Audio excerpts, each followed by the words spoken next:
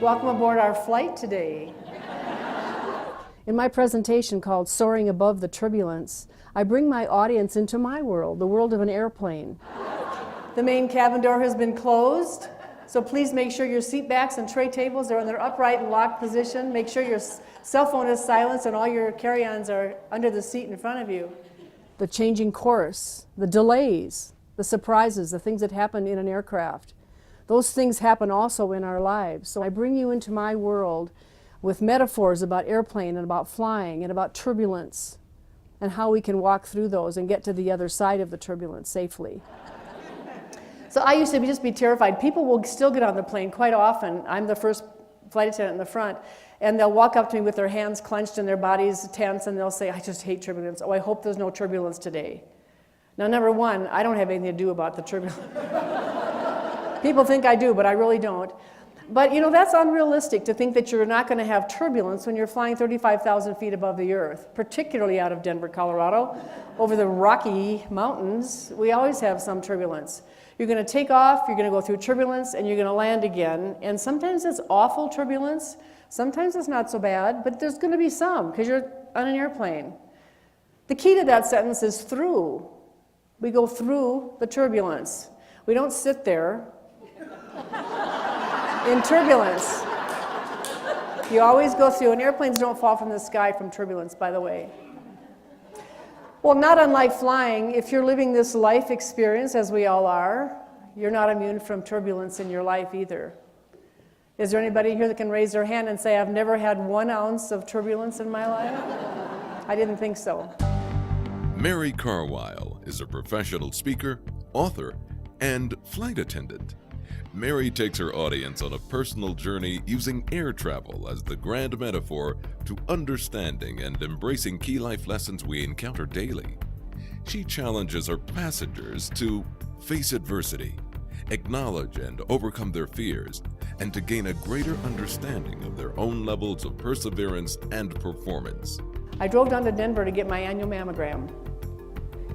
And the technician let me sit in that room in that little paper gown that we all know too well, a little longer than I thought necessary. And when she came back in, she was followed by the radiologist. And I thought, "Ugh, that can't be good news." So he said, "We've seen something on your mammogram. You need to have a biopsy, but don't worry about it." So I said, "Okay," because we all know worry doesn't help, right? Worry doesn't change anything. I had a friend, Kathy, staying with me for a month while I'd sold her a home that wasn't quite ready. So she came home at 7 o'clock, and I said, "Kathy, my doctor's going to call me tonight, but she hasn't called me yet, and I'm a nervous wreck." She said, "Mary, it'll be fine. I'm sure it's fine. Let's just go sit in the living room and relax." Well, at 11 o'clock, I said, "Kath, I am not doing this any longer. I'm going to bed." So I clicked off the TV, and I shut my laptop, and I stood up to say goodnight to Kath, and my phone rang. So I said, "Hello." It was 11 o'clock at night. I said, "Hello?" And my doctor said, "Mary, I've been calling you all night."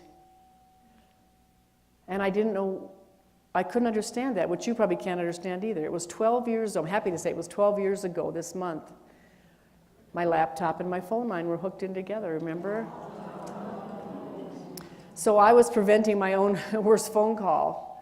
And then she said 5 more words to me I hoped I'd never hear. "Mary, you have breast cancer." Again, turbulence, you know, your whole life rushes in front of you. And in that not that moment exactly, but right after that, I wondered, why am I here? And what's my purpose to be on this earth? I think we all have something that we were brought here to do. Many of us don't ever find that. And I challenge my passengers, my audience members, to find their passion. I'm always glad when they nod their heads that they have, but there's a lot of people who scratch their heads and say, "What is it I was brought here to do? Why am I here?" I want you to find that out. I found it out later in life, and my life has never been the same. Mary Carwile teaches universal life lessons through very personal and engaging life stories, both her own and those of her passengers. I came to realize that that was one of the best things that ever happened to me, because I found my strength in that time. Mary is the author of Heartstrings at 35,000 feet, true stories that will melt your heart, and Heartstrings and Pink Ribbons, finding comfort until there's a cure. I got a lot of stories when I was a new flight attendant. I found that people wanted to whether we were flying in the night or somebody was afraid or maybe it was a little turbulent or they were nervous, I was able to sit down for the few minutes that I have between doing the job I need to do and find out why it is that they were wiping tears from their eyes. Why were they so hanging onto the armrest? And I put those stories into my first book. Additionally, her stories have been featured in the New York Times best-selling book series, Chicken Soup for the Soul. I think the takeaway message from my talks is that all of us are so much the same in a lot of ways. There's not any of us on the earth who have not gone through turbulence. When you're in an airplane at 35,000 feet, you're going to have turbulence, sometimes a little bit, sometimes a lot. The same thing happens in our lives. There's nobody that I speak with that hasn't had turbulence in their life. We all have. It isn't a matter of knowing we have turbulence, but how to get through that turbulence with a positive attitude, how to get through the turbulence as best we can and land on the other side safely. Well, in preparation for landing now, please bring your seat backs up again, bring your tray tables up to the locked position. I want to leave you today with a quote from my first book that goes something like this. When you walk to the edge of all the light you have and are about to step into the darkness of the unknown, one of two things is going to happen to you. You're going to land on something solid, or you'll be given wings. I was given wings, and I give to you all the magic and the power of these wings. And my wish for each one of you here is always clear blue skies and soft landings. Thank you. Now boarding, acknowledgement and acceptance, awakened personal potential, overcoming anxiety and adversity, and personal passion. This is one flight you don't want to miss. Take flight with Mary Carwile.